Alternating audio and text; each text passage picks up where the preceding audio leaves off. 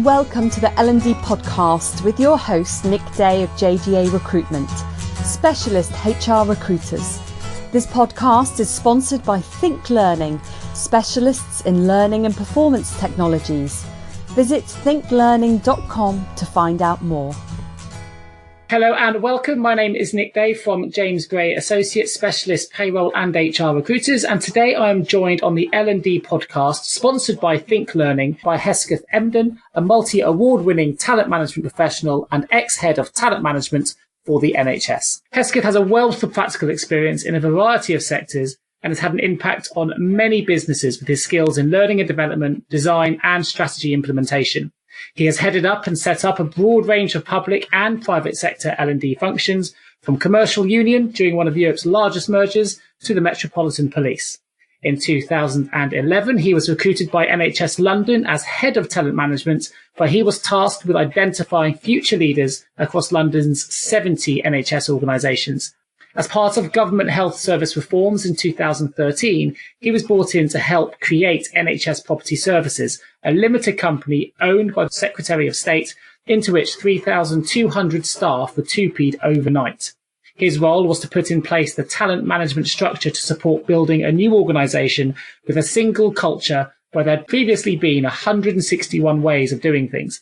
We will learn more about that project in particular a little bit later in the podcast. For the last 2 years, Hesketh has been working as a freelancer and has continued to promote and train the power of conversations via his own business, Pro Insight, which aims to help individuals and businesses with strategic and operational improvements. So there's so much to talk about to Hesketh today. Let's not delay any further and launch right in. Welcome, Hesketh. How are you?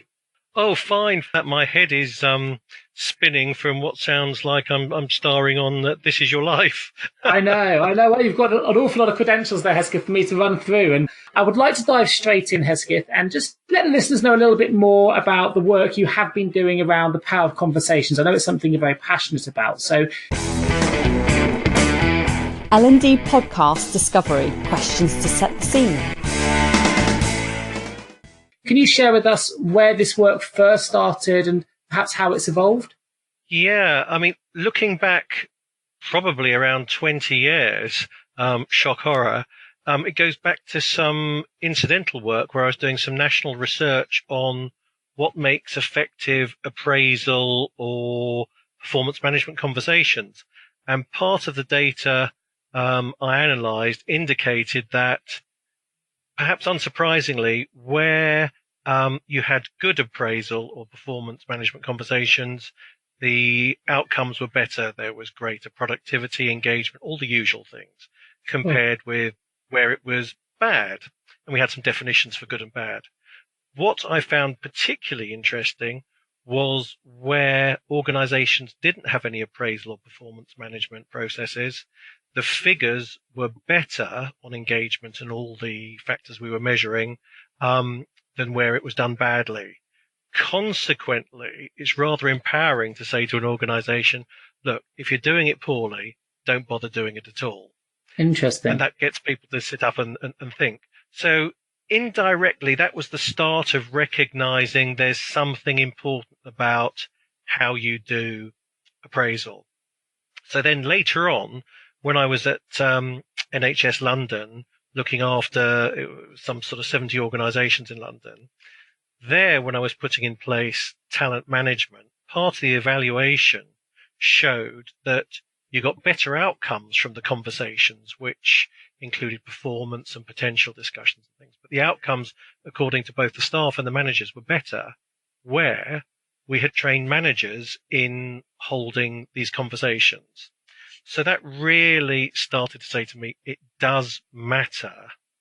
And I think in the introduction, you mentioned confidence and competence, but that's a very good way of getting information, perhaps more honestly than usual, if you ask somebody how confident they feel doing something. Because if you say to me, Hesketh, how confident are you doing podcasts? I'll say, well, I'm always a bit nervous about it, and I hold my breath. But if you said, are you competent? I'd probably be saying, yes, of course, I've done a few of these, no problem. I see. And if you're going to spend time and effort developing people or doing anything in the organization, having a true understanding of the needs is important. And consequently, I suggest to people, ask if people are confident doing whatever it is that you want them to do, and you're likely, I think, to get a better answer or a more truthful answer. Fantastic. And a really good piece of advice to take away immediately from the podcast. If someone has, someone needs to address this straight away, it's a good way to start the conversation. To date, then, what have you found have been the biggest drivers for businesses requesting this type of training or intervention? How do they go about it, or how do you establish that perhaps this is where you need to start? Organizations usually come at it from a couple of angles. One is on the appraisal talent management side, from the point of view that it's not going very well, people don't like it, it doesn't add value, people hate it, they can't do it. And I don't think anybody's going to be surprised about that. So it might be directly something to tackle those conversations. But equally, it can be around a broader organizational development piece, a culture change, implementing new technology, mergers, where what you're wanting to do is make sure that people get on, there's greater alignment, better understanding of what's required from them. And consequently, I found that better conversations, and for the sake of the podcast, conversation training, really is something very fundamental and can almost be the precursor to success for any change. It really is a foundation piece. And the challenge with that is it's so blooming simple. You talk to people, they go, what? We have conversations all the time. Of course we know what we're doing. There's no problem. So in its simplicity is half the problem. Obviously, some of the things you mentioned there, you're talking about, new technology, mergers, whatever it might be. They're all challenges that are going to involve people that are going to be quite resistant to change. Is there any sort of magic bullet or magic kind of process that you could follow to, I guess, align people who are resistant to those changes? I think this is where the L&D function needs to sit within the whole business. So I don't think success is down to any particular function alone. I think it's about being joined up. So there's the broader communication piece. If you're lucky enough to have a comms department where there's regular discussion about what's happening, where the business is going, what it needs to do, what the business will be doing to support people, so you know what's coming.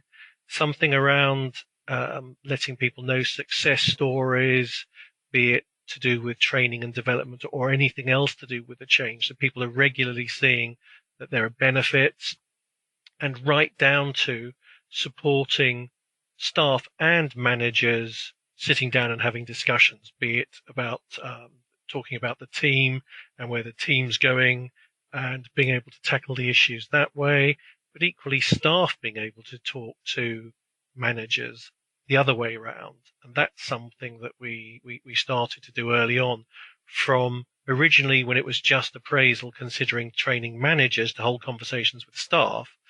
We thought the benefits were looking so interesting. We wanted to ensure that staff were able to have conversations with their managers. Sure. And that's where it really broadened out finally to, it's just so underpinning for everything that's going on. So, I mean, the idea or the concept of a power of a conversation is years old. It should be something that we do every day, right? But I think technology gets in the way, and sometimes people will make blanket announcements via email, for example. Because we've got technology at our fingertips now, what are the biggest challenges that you have in making the power of conversations, if you like, that type of training mainstream within businesses? I think it's very much fitting into the culture of the particular organization. So right down to how you refer to it. So in a harder organization, maybe talking about conversations is a bit too wishy-washy. If the business is wanting to focus on customer service, maybe you refer to exactly the same sort of things that I'm talking about, but in terms of fabulous customer service. There are ways of making it fit in and feel right. I mean, one of the big projects with property services we initially called the appraisal approach My Conversations, because it was very much around me as a staff member taking charge of having an effective appraisal. Sure. But that, despite all the hard work and the general communication about this, people were still saying, but where's the appraisal? And so on. So it just shows we put in a lot of effort, and even then getting it to be fully understood was quite hard. Technology is a fab enabler, and it's really useful to, well, we've got podcasts, to have LinkedIn groups, to have loads of communication like that. But things are changing, and we have to embrace those changes whilst not forgetting how appropriate some of the more traditional routes can be. I agree. And I think technology, as a result, can make us inherently lazy sometimes. And I'm all for bringing back the power of the conversation, because I think it can become a bit of a dying art if we rely on technology too much. Obviously, for yourself, it's being something that you've been delivering and something you're very passionate about. I know that you've actually completed your own comprehensive evaluation of the training you've been delivering. So can you share with the listeners what you did in that evaluation, and perhaps give us some examples of the positive impacts that the training has had? Yes. I mean, over the years, different aspects of this evaluation is really useful, because of course you can go back to people within the organization, particularly the board, and say you're hitting the spot in these particular ways. But one of the things very early on in London was the better outcomes from talent management, where there were these conversations. And what I wanted to do was use the talent management processes I put into place to help get people onto leadership development programs. Now, leadership development programs are always very expensive. Well, not always, but usually. Sure. And we wanted to make sure the right people were getting on them. And when I did an evaluation of those people who had been identified as talent through our London process, which was a process we may go into later. But if you'd been through that process, compared with if your organization had said, yeah, Hesketh's a talented person, we want him to be put forward, when all those people either identified through the talent management process or anecdotally by their senior management, when the outcomes from the selection interviews were compared, we found that you were 35% more likely to be successful as being identified as talent at that interview stage if you had been through the process rather than being identified through any other route. So that very much gave us the impetus to develop the talent management process further. But specifically on conversations, at Property Services, we put more than 500 people through the training at all levels. And at all levels, I mean the most senior managers through to entry-level operatives, people who may be cleaners and caterers and line managers of teams. And because of the numbers, we were able to analyze what was going on. Great. And what we found, and I must just say that the conversation training that we did was not just to do with appraisal. There was no context behind the training, because we were so convinced that improving people's interactions and conversations, whatever the topic, would show business benefits. Sure. So when we looked at the results, we found a couple of key topics. People were spending time to understand each other's perspectives. They'd been using the learning they'd had in important negotiations. They were applying the techniques, and they were getting better, more satisfactory outcomes, and people were able to achieve more. They were some of the critical things we looked at. And we were gobsmacked, because there were things like, well, if we just take achieving more, the most senior people, we had 40% of the senior cohorts saying they were achieving more, and that rose to 68% for some populations. and other figures were like that. So using the techniques in important negotiations, we found on the whole 78% of staff were using them in negotiations. And when that translated into productivity, because I was very interested in whether this would impact productivity, we compared our results with published research. A couple of people, Boyett and Boyett, who look at internal comms, and they suggest from their research that if you improve internal communications, you can improve productivity between 20 and 50%. So we liked that, but what we did, we looked at our figures and then took a bit of an easy route by saying, if Boyett say 20 to 50% improvements in productivity, we will look at figures of between 1 and 20%. So you couldn't really argue, if Boyett was saying 20 to 50%, we did some figures. And we also took the lower figure of, on the whole, 40 to 68% was saying they were achieving more. So we just took the 40% figure because that was the lowest of the lot.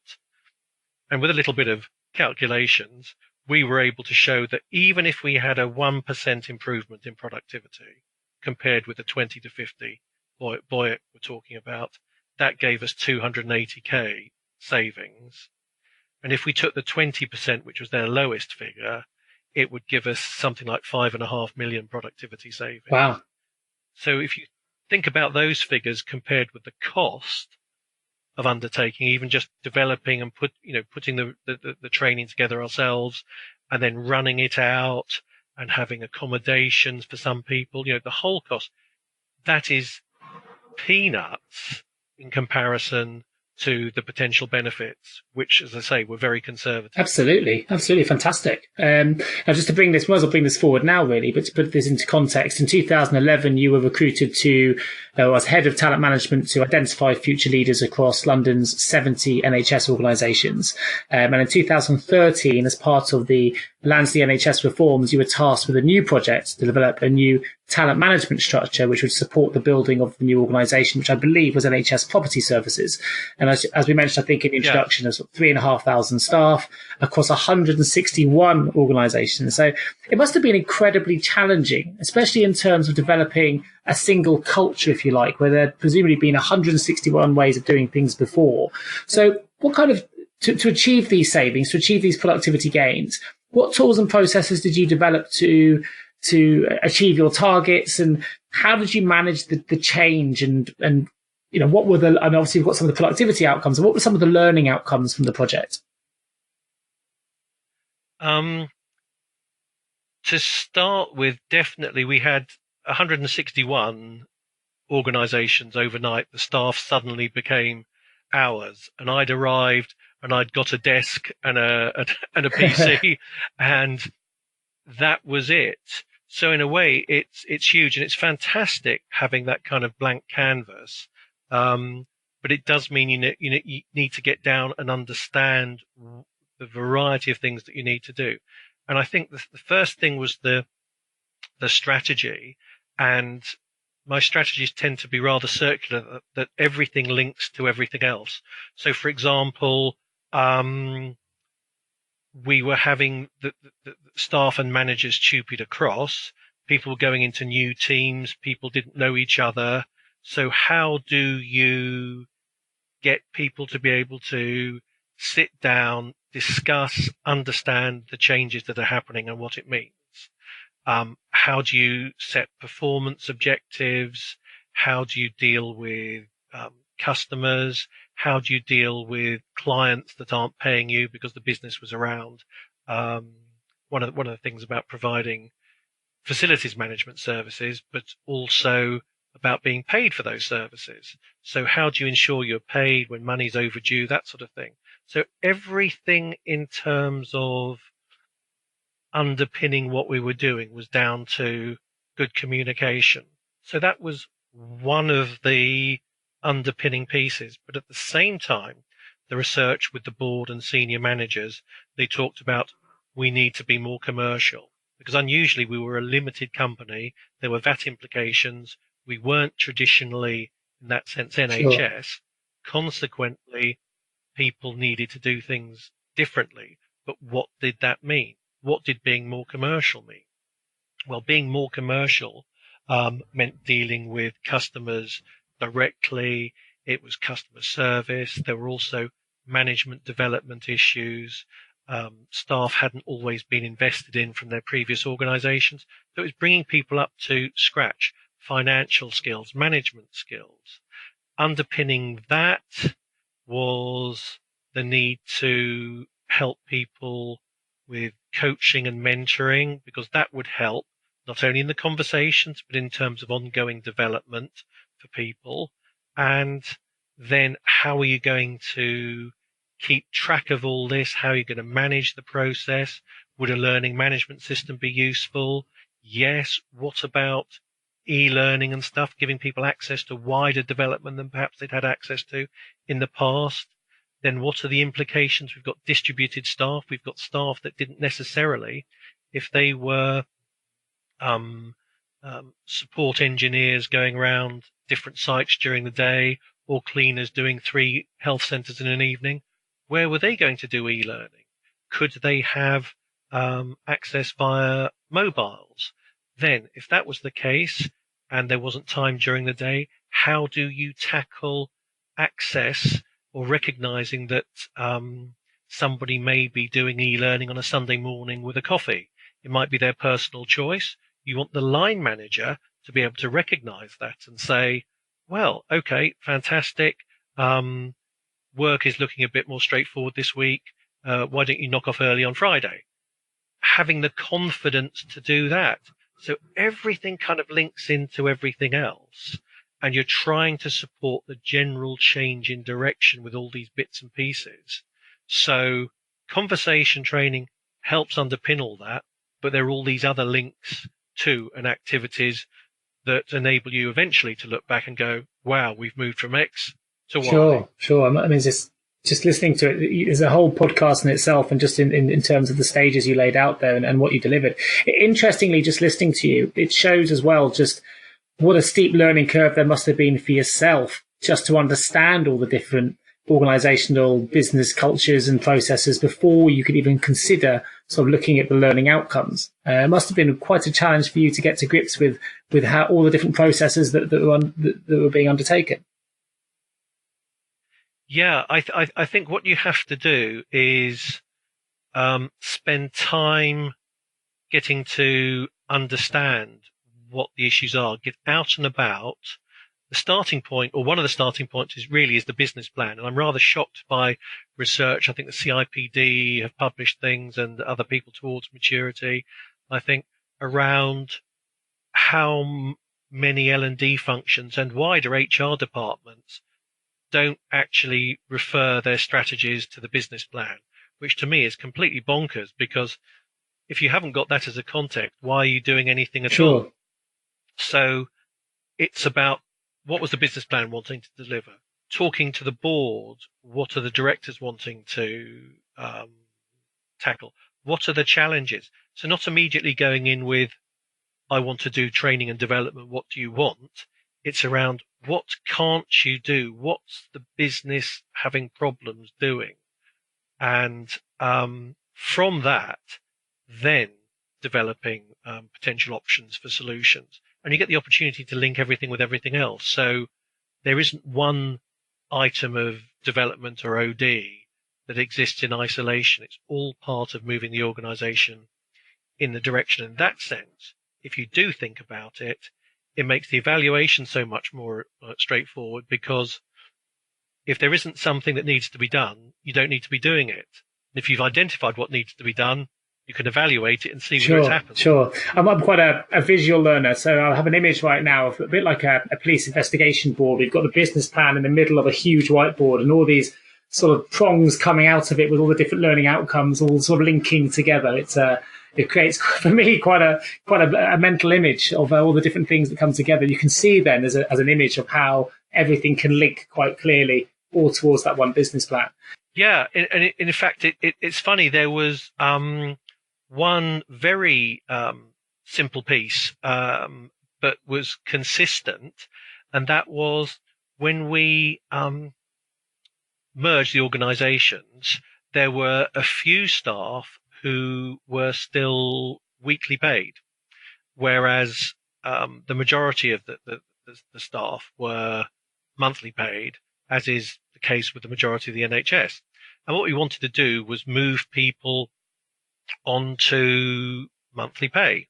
So as part of that, and recognising that we'd had feedback from the unions, which was kind of very sensible, it was there's a big difference in terms of how you live your life if you're paid weekly compared with monthly. And we wanted to ensure that staff were supported through that transition. So as well as the usual ability to have like salary loans and things just for a short time, or Sure. like an extra 2 weeks money to help you through that side of things.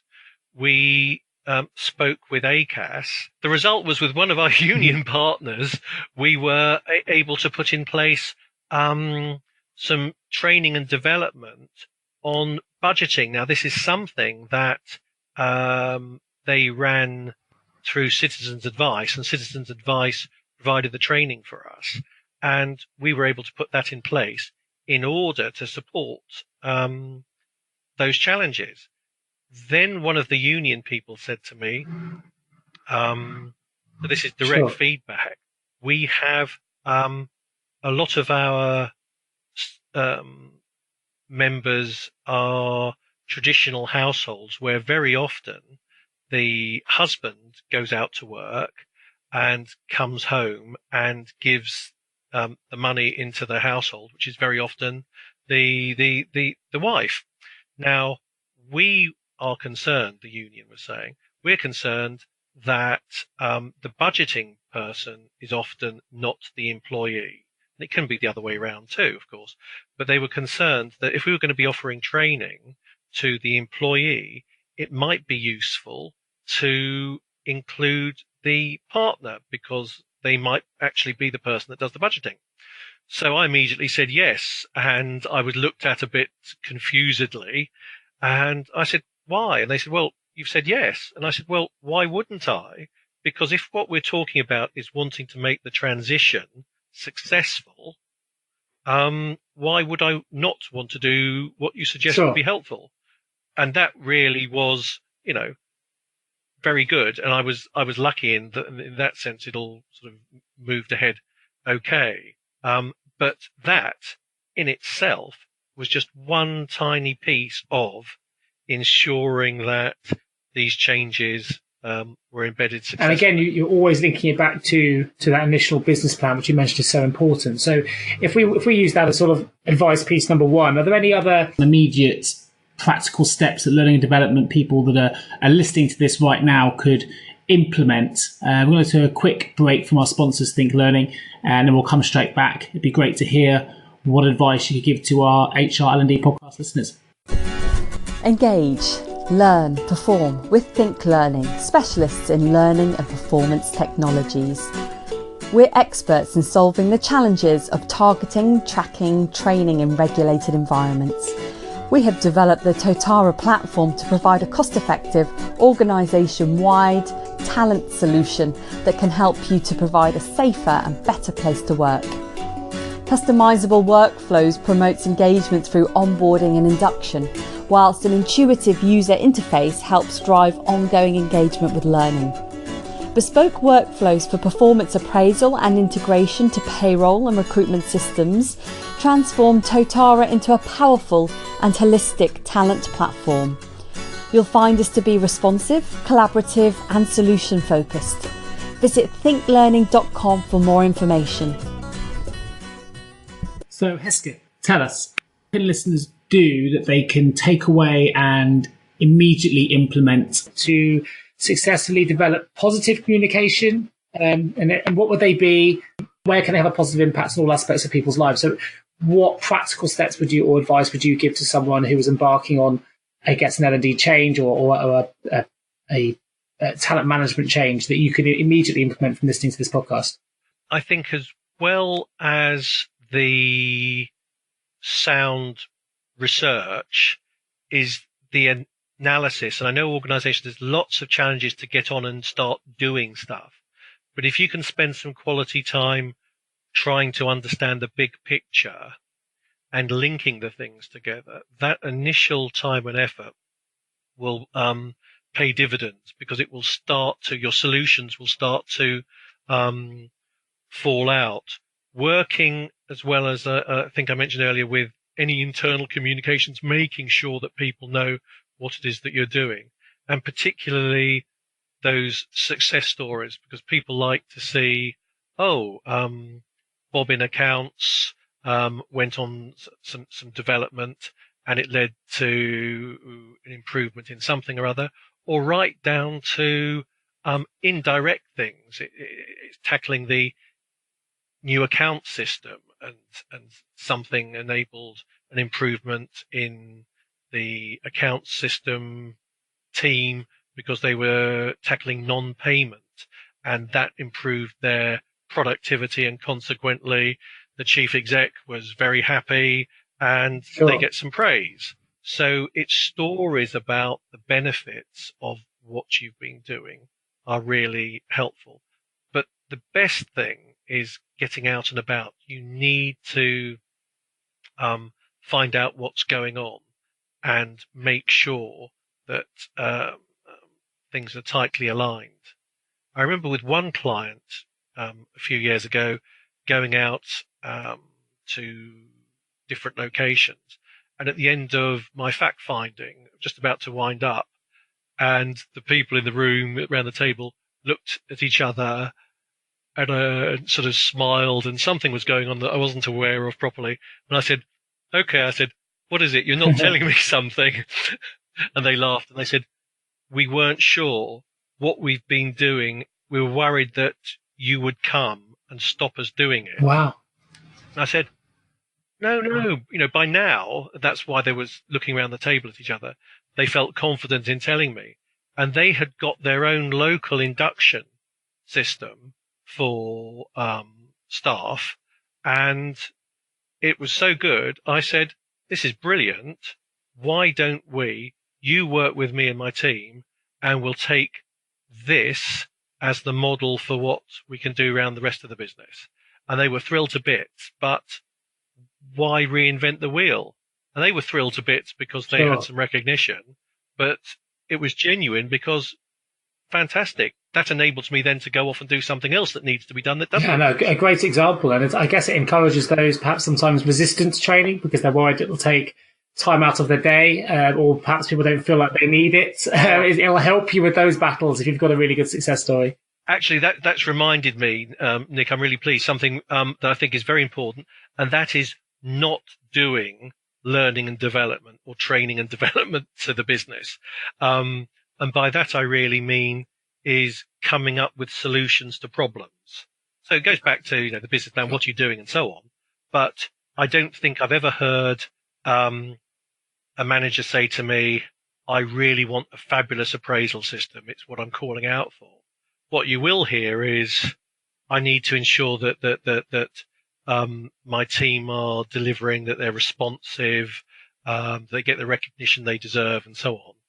And what you should be doing is coming up with solutions for that. They may be what we in the function would call appraisal, or they might be a process of some sort, but it's around solving their problem. And that's how you get the buy-in for what you can do, because you're solving problems. In the same way, nobody said to me, I want a really fabulous 9-box talent management. No, it's all about the learning outcomes, isn't it? It's about what you get at the end of it. Now, before we go into finding a little bit more about you, which I'm really keen to do as well, we've got some quick questions we're going to run through. I know that you've been working with a substance misuse charity. So can you share with listeners a little bit of information about the type of work you've been doing in relation to the charity? I understand there's some interesting work regarding something called the Lazarus drug. So I'd be really keen to find out more. Oh, yes. Yeah. The charity, they're two. It's the Substance Misuse Management Good Practice and the Federation of Drug and Alcohol Practitioners.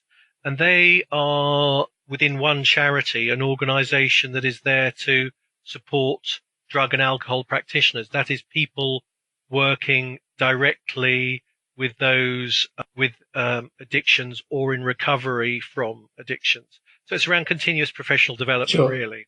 And we provide a variety of training and development, from hosting joint conferences through to e-learning and bits and pieces. And there is one particular piece of e-learning, we call it Free Learn, because it's freely available for everybody. And it's around a drug called naloxone. And that naloxone is something which is critical in situations where people have overdosed. And this drug will actually bring people back from the brink who might otherwise be considered to have died. And that is fantastic. But what we have done is to enable people to use the drug, to understand when you use it, how to use it safely. We have put together this e-learning. It's about an hour's worth. What this does is it enables people to be saved effectively because people are competent. Now, the people that have gone through this training have included mums, dads, friends, addicts themselves, because people are often recommended, if they are taking drugs, to do so in pairs, so there's somebody to support you if there are problems. Now, that's separate from the whole social issue about whether this is or isn't promoting the use of drugs. What we're about is ensuring that people are safe and able to use this naloxone as and when necessary. And to be frank, being involved with an organisation which ultimately can produce things which saves lives is absolutely fantastic. And I think that is the ultimate kind of outcome. Yeah, absolutely. I think it's fantastic work, and it's great that you're able to, and I guess give your learning and development expertise. You mentioned, the free learning and the e-learning systems that you put in place for people to watch, to help, as you say, potentially save lives, which is fantastic work. I guess part of your role, or anyone who's working on these roles, is to understand people's preferable learning styles to get the best out of people. Would you agree with that? And I wouldn't. There's research which actually debunks learning styles and would suggest it doesn't really exist. But what I would say again is around context, is being flexible enough in your approach to things where you can have a range of solutions. Now, the reason e-learning might suit me is because I do like to sit down quietly on a Sunday morning and do some reading and doing some stuff online with a coffee and a croissant. Whereas at another time, it might be really useful for something else to be in a group and share bits and pieces like that. So I think it doesn't just come down to what traditionally is called learning styles. It's just at a time having a flexible approach and what's appropriate, because some things are really simple. An example of that was I had a head of health and safety say to me, why are we as an organisation doing training on fire extinguishers, types of fire extinguisher, fires to use them on, and how you do da-da-da-da-da, when the organisation policy is to evacuate the building and make yourself safe. And we thought about it, and actually that's true. So straight away, we stopped doing that training because it was unnecessary and went against our own company policies. And I know why we were doing it, because when it comes to some health and safety things, particularly think about fire, you think, need to know everything, better safe than sorry. And one understands that, but not putting thousands of people through training in environments where they're not going to use. Really good example. I'm glad I asked the question, and thanks for challenging me on it. So I'm learning something as I go here. You're the professional, which is great. So we're going to jump into some quick questions, some quick short answers to find out a little bit more about you, Hesketh. Time to find out more about you. Question number 1. How would your friends describe you, and how would your work colleagues describe you? I think work would say I'm professional and passionate. I think I'm about learning and development and the benefits that you can get from that. I'm also a bit crackers, I think people would say, and particularly my friends. I've got a sense of humour, which is a bit crackers, but I'm also very analytical, which is quite interesting.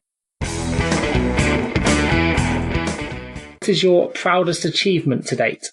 I think it's putting everything in place for that new NHS organisation, because I just had the desk on day one, and to have built everything up, recruited a team, and implemented the learning and development strategy, and ending up with an award. Fantastic. I think great. I probably agree. I think it's an incredible achievement. So,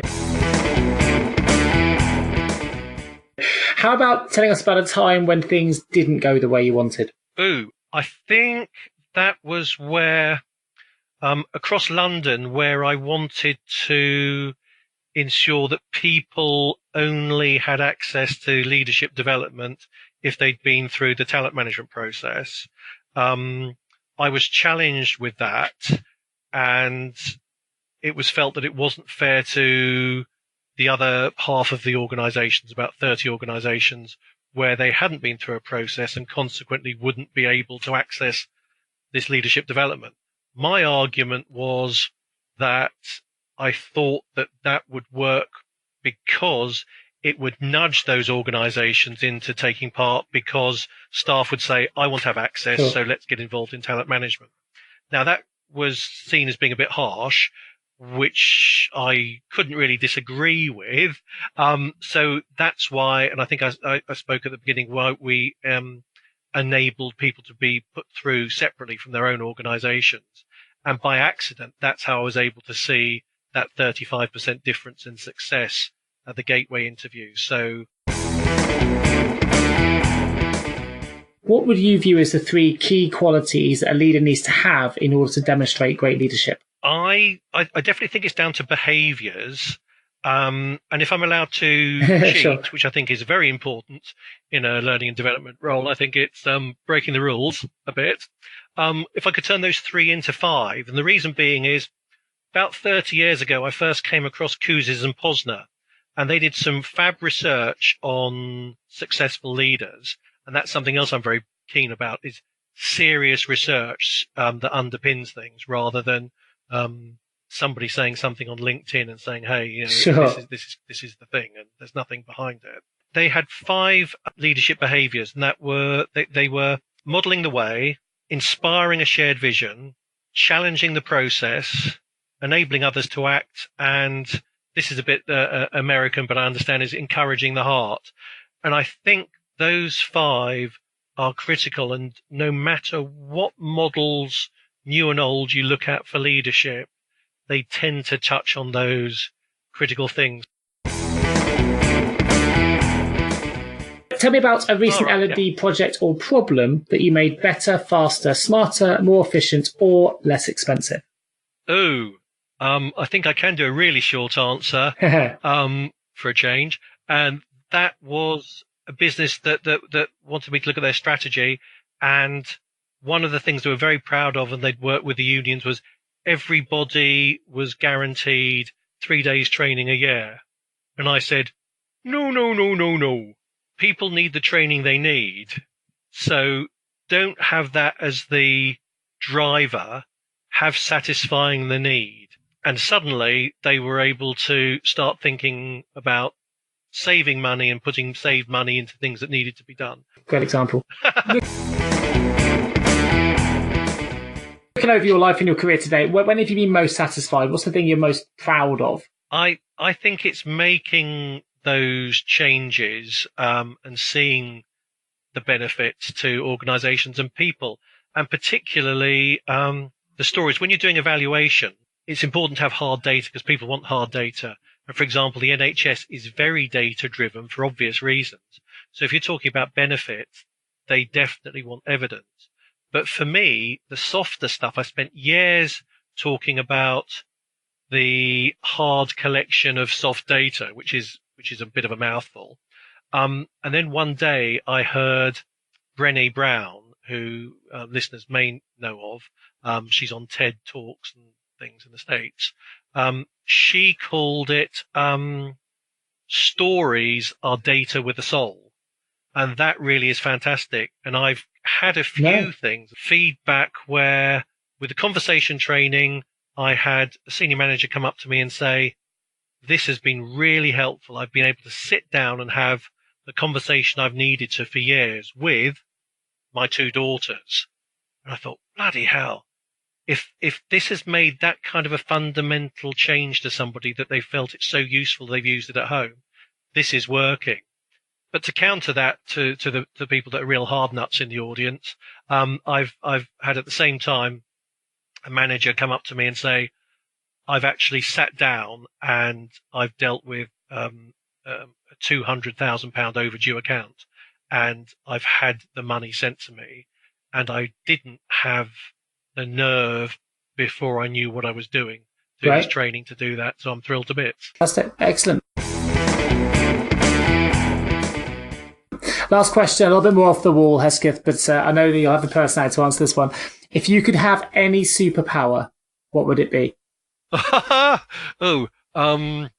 think to be able to look at food and not eat it. Oh, nice. Okay. But still taste it, presumably. Still taste it.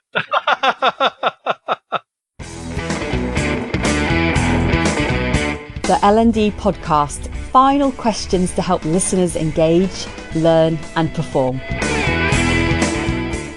Fantastic. Well, so we're going to dive back in. I'm keen to find out more about, we talked about some of your achievements today, particularly with the NHS. I'd like to dive in a little bit more and I guess tell listeners more about some of the awards that you've won. I mean, you're a multiple award winner yourself. We mentioned some of those in the introduction. I know that you're an advocate for organisations taking the time to enter their work for awards as well. What do you see are the main benefits of entering awards? And do you have any advice for anyone considering entering awards, perhaps for the first time? I think it's useful because it helps you get your thoughts in place. If you just pick up any award and look at the questions that you need to answer, that really tells you what you ought to be doing when you're pulling training and development and a strategy together in the workplace. It kind of reinforces that. But I think the starting point for an award is, what story would you tell somebody down the pub about what you've been doing? Think about it as a beginning, a middle, and an end.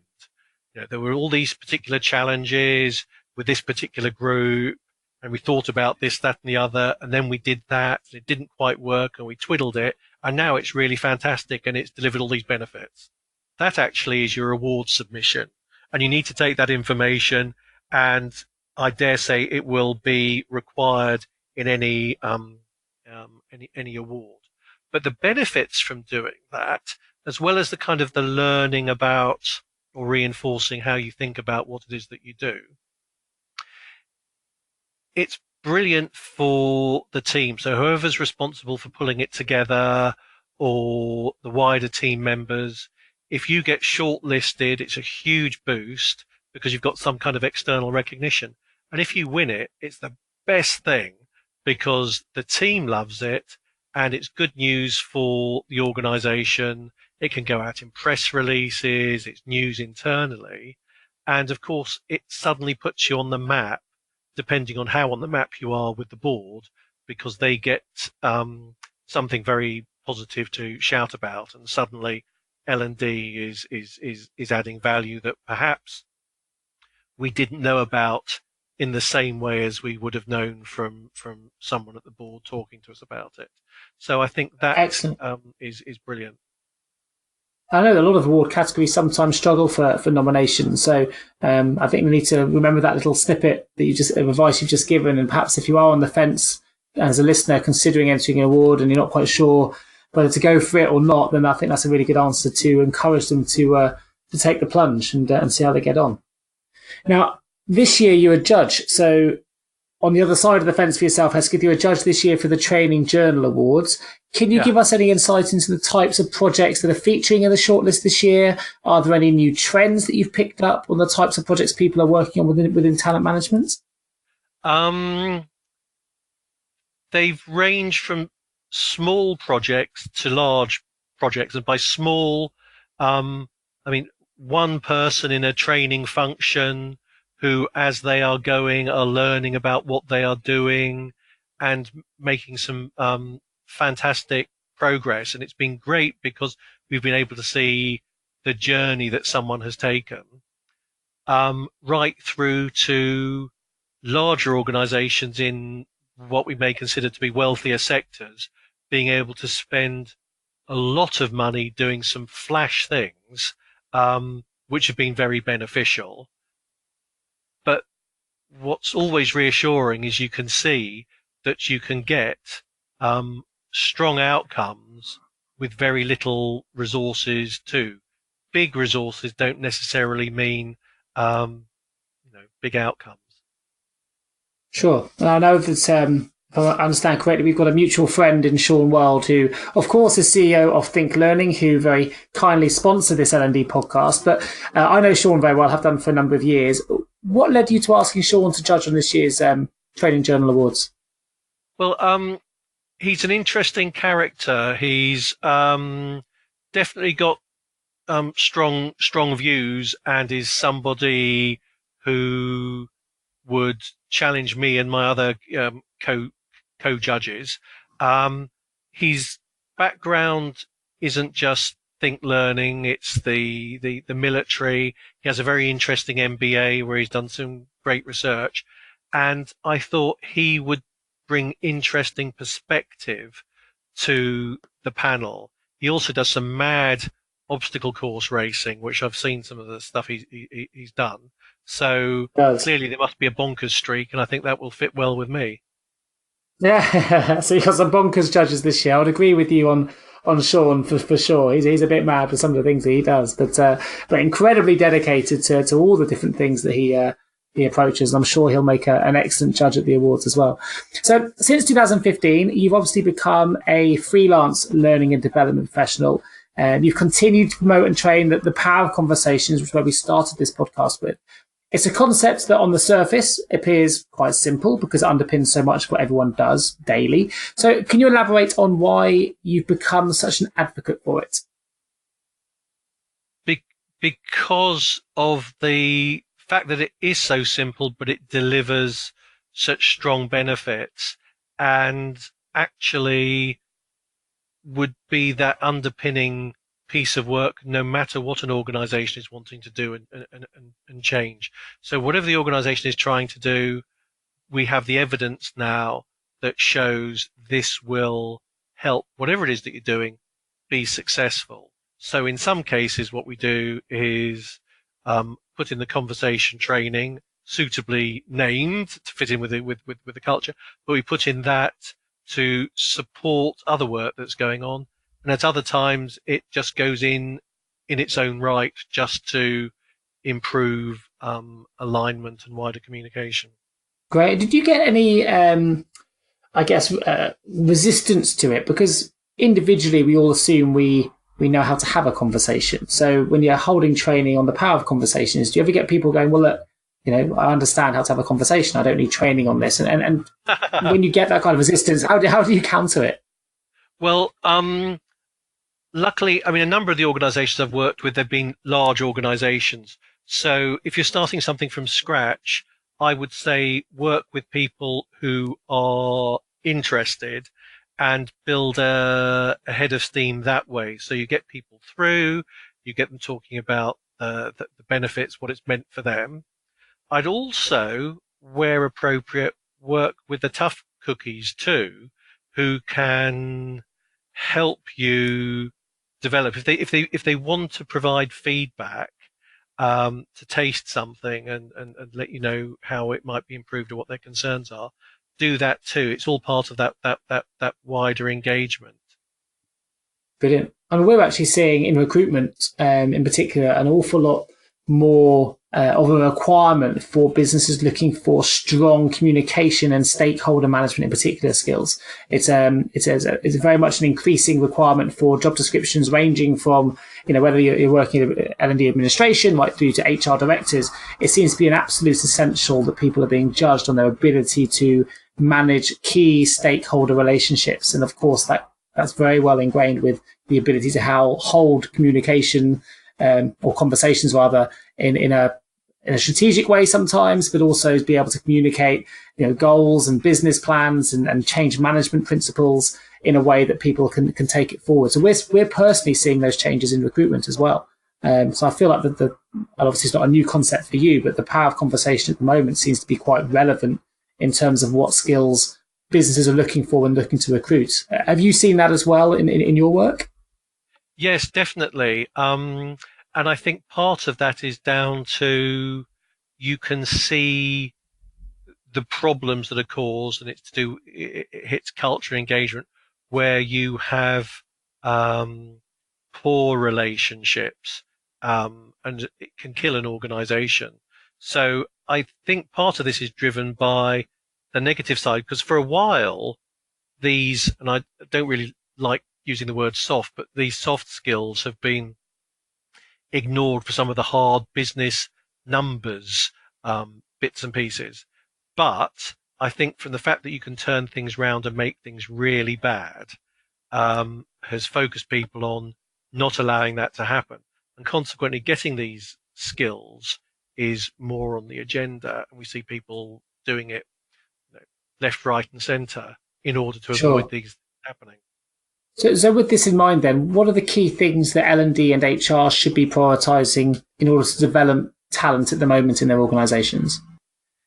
It's recognising where the blockages are in the business, and responding to those. So typically we have organisations that have possibly high staff turnover, or high staff turnover in a particular area of the organisation. So what's going on there? Is there stuff that you can do to solve that? It might be that you don't even have information in place or able to access the information which enables you to understand what's going on. So perhaps think about getting information together. What's the feedback you're getting from senior managers about their challenges with staffing levels and access to people? And also from the staff themselves, are there issues with career development? Are there opportunities? Are people wanting that career development? So it's wherever there's a discontinuity, and it's about solving that. So I wouldn't want to have a blanket approach to talent management, but it's about solving the problems. When people talk about high staff turnover, they automatically assume it's negative, but it's negative if you're losing the wrong people, the people that you need to keep. But if you're losing people who you can afford to lose, perhaps that's beneficial. So just looking at a figure alone across the whole organization as an average, it doesn't really tell you much. You need that's a really good point. I really like that point. And it's actually something that I hadn't probably considered particularly. You just look at, when we look at businesses, we see businesses in recruitment that have high or low attrition, and you make blanket assumptions, but you're absolutely right. Sometimes that might even be a company objective to lose the people that they want to lose, and to keep, as long as not losing the key people, the key skills. Yeah, and that's part of the problem with big data, is you need to use a brain to do something with the information and make some decisions or get further information, because the raw data alone doesn't tell you what's happening. Last question before we enter the L&D Vault, Hesketh, before we finish the podcast. It makes sense for me to ask you then why L&D professionals listening to this podcast should be encouraged to embrace communications training. What's the key principle you would give to those perhaps either developing their own communications training internally as an L&D professional, or whether they're buying it in elsewhere? What's the key primary reasons that you would give for why L&D professionals should be encouraged to embrace communication training?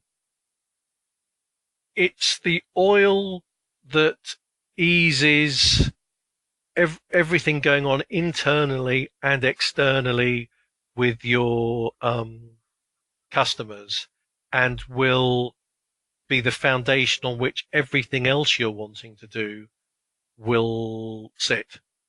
Great. Fantastic. I think that leads us nicely into the L&D Vault.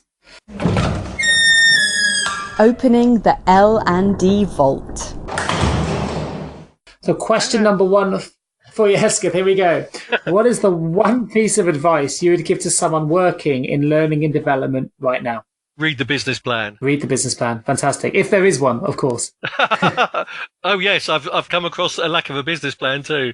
With the benefits of hindsight, what would be the one career decision you would change? I think it would be to have pursued a foreign language to greater levels so that international working would be more straightforward. Oh, nice. Interesting. I like that.